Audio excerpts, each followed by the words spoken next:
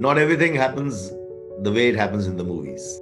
Imagine they are in enemy territory. Even one word they utter is noise. Special forces, the para commandos, they have this tradition that they bite and chew on a glass.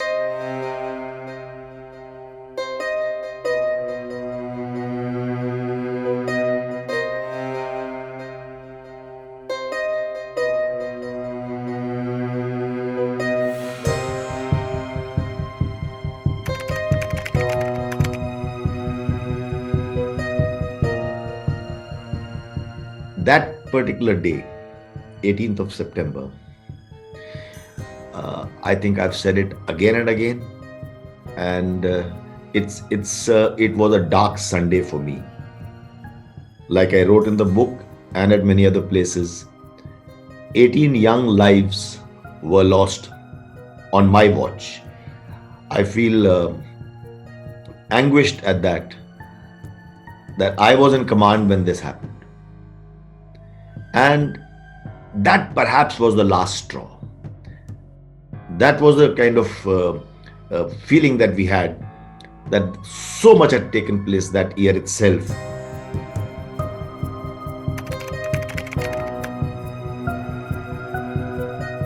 Whenever we plan an operation in this manner, it would normally have the route in and route out would be different for operational reasons. Normally, if you want to go there to maintain surprise, you want to go there earliest. So there was a debate between this route and that route where we were discussing and disagreeing on it. Couple of us wanted to take the longer route, couple of them the shorter route, and that's where when I I recalled an operation couple of decades ago where dogs barking in faraway village gave away surprise. So in this case, there was a village very far, and I admit it was a couple of kilometers away. So I think I said this to someone in a town, the dog may not bark in the next street, but here, villages away, kilometers away, a dog will bark because of the countryside is very open, and so why take that risk? So and that's the decision we took to take a little longer route while going in.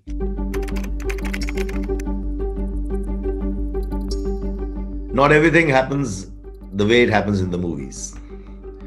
You rightly said, if you were to see a Hollywood movie, you would imagine the commandos are going, everything is happening very fast, then the scene cuts to another one, and then some fast action take place, and somebody moves from there to there, and it doesn't happen like the James Bond movies. Of necessity, the progress of our boys had to be slow. We were not here for some action film. We had to make sure that we crossed the line of control, go through their forward line of defenses, deeper inside to the terror camp without getting detected. And you can imagine when you say without getting detected, it's a very tough call. At night, in the stillness of night in the mountains, sound travels very far. You can hear a stone that rolls down the mountainside, you can hear it very far. A twig that snaps, you can hear it hundreds of meters away. So all I'm trying to say that surprise was of utmost importance, and hence we boys have to move slow, and that was all catered for the plan. We did not want to have too much of chatter and communications going on. Again, something that you might see in a web series or a movie, and I've reached here and this is happening, how you there? No.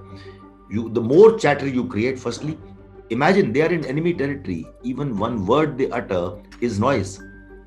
Secondly, we don't want too much of radio communications. Something will get picked up, and we have a system of they reported at a certain place at a bound. This is okay. We've reached here, and we don't keep asking, "Are you all right? Are you okay? Have you got this? What time?" No, you just come to know. So we know their progress, and let's not forget there are other enablers. There are UAVs there. So I please allow me not to discuss those. There are other enablers to find out their progress.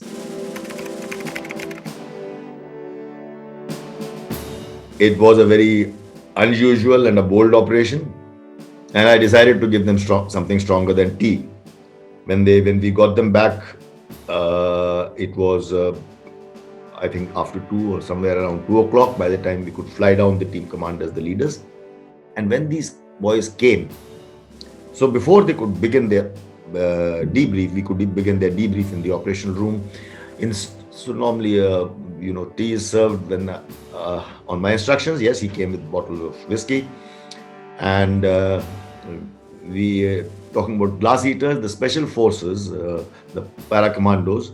They have this tradition that they bite and chew on a glass. So I joked with them and said, I won't risk a glass. I won't give them a glass, and that was just a thing to pour it with my hand into the mouth. And I said, you take a swig here with me, and rest we sent that bottles to every soldier. Every soldier got got that, and they went back.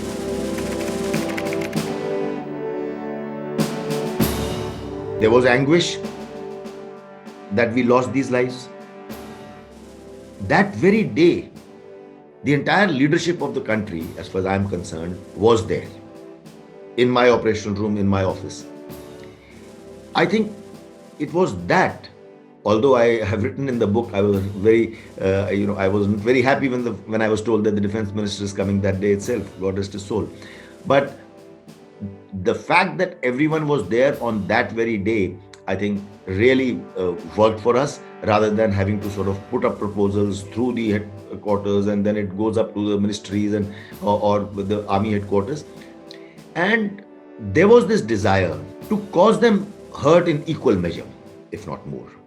Because every time they sent terrorists, for 3 decades or more, I have been experiencing, all of us soldiers have been experiencing, that we are unable to retaliate in kind across the LOC. So here was a difference. They always send in terrorists to perpetrate violence, and then they use a deniability card. They deny that these are not their terrorists. And we are forced to give them proof. Whereas here it was the other way around. We went in, we stuck at terror camps only, and in stark contrast to their deniability, we took ownership. And that was the big difference, that our country, our leadership took ownership of it and said, yes, we did it. We announced to the world that we did it. Our DGMO rang up their DGMO and told them that we did it, and we did it because you did UDI, and we don't want to expand it any further. I think that was a very bold message and a turning point.